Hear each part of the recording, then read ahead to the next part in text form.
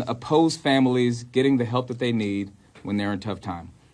As families navigate the major economic changes we've faced over the last few years, local governments across our country have used federal funds from CARES and ARPA to pilot guaranteed basic income programs.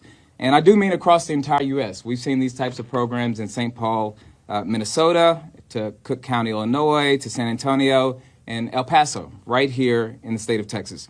And of course, under President Biden, under former President Trump, under former President Bush, the federal government has sent stimulus checks directly to families, no strings attached.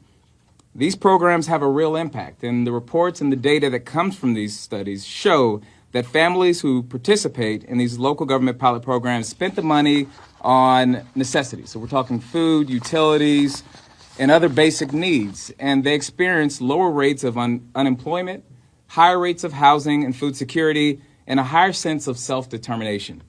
The county's program, Uplift Harris, is a pilot program, and it's similar to each and every one of these programs. It would provide $500 per month to 1,900 families in high-poverty areas. Importantly, this is fully funded by federal dollars. One of the main questions that I've been getting from residents about this lawsuit is why the heck does Ken Paxton care? This is not state money, this is federal money, and we're trying to help people. With his lawsuit, Attorney General Ken Paxton has decided that Harris County residents are unworthy of getting the direct help they need from their government. To achieve this goal, he misconstrues the Texas Constitution, attempting to find refuge in language that is so outdated that by its own terms it applies only to freemen in our state. Well, let me dispel the misinterpretations. A guaranteed basic income program is not an illegal gift of public funds.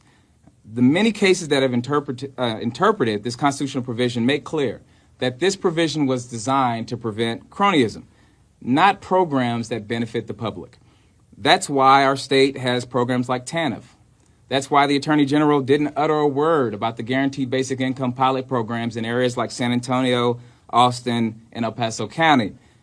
And that's why this Attorney General himself has issued an opinion that local law enforcement officials can make donations directly to nonprofit organizations using public money. This program clearly benefits the public. Study after study after study has shown that when folks receive a guaranteed basic income, they use that money on necessities. That benefits our entire community, allows themselves to lift themselves up out of poverty, giving them more money to better participate in our economy. Second, nor does the county doing this as a randomized pilot program make the program illegal. Local governments have limited resources, and the law allows those local governments to decide how best to allocate those resources as long as they do so in a rational way. That's why if you're a Houstonian who's in need of public housing and you go apply to be on the Section 8 housing list, you're going to be on the list, and in many instances you will not come off that list.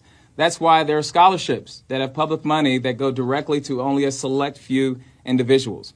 And that's why when I was in high school trying to decide which school to go to, the choice wasn't mine. I was put in the lottery system to go to one of 3 schools in the district because no one school could house every single kid that was in that district.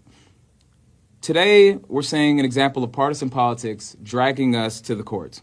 The Attorney General's office is currently attempting to schedule a hearing on this matter on whether the county's program should be blocked. My office will be representing the county in that proceeding and throughout the rest of the case. After that, my guess is this case is going to go to the Texas Supreme Court.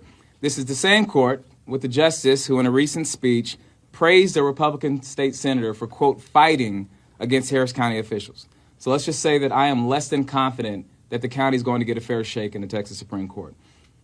To the Harris County residents who are watching this today, I ask that you remember today. Remember that your county government was taking action to help lift up families with direct cash assistance. And remember that Republican politicians in Austin, the same politicians who have no problem helping out big business, no problem helping out their buddy CEOs, block those families and those communities from getting that help.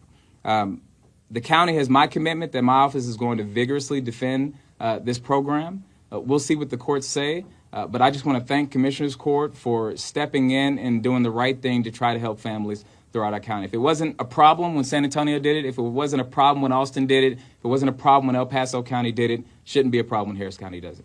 Thank you.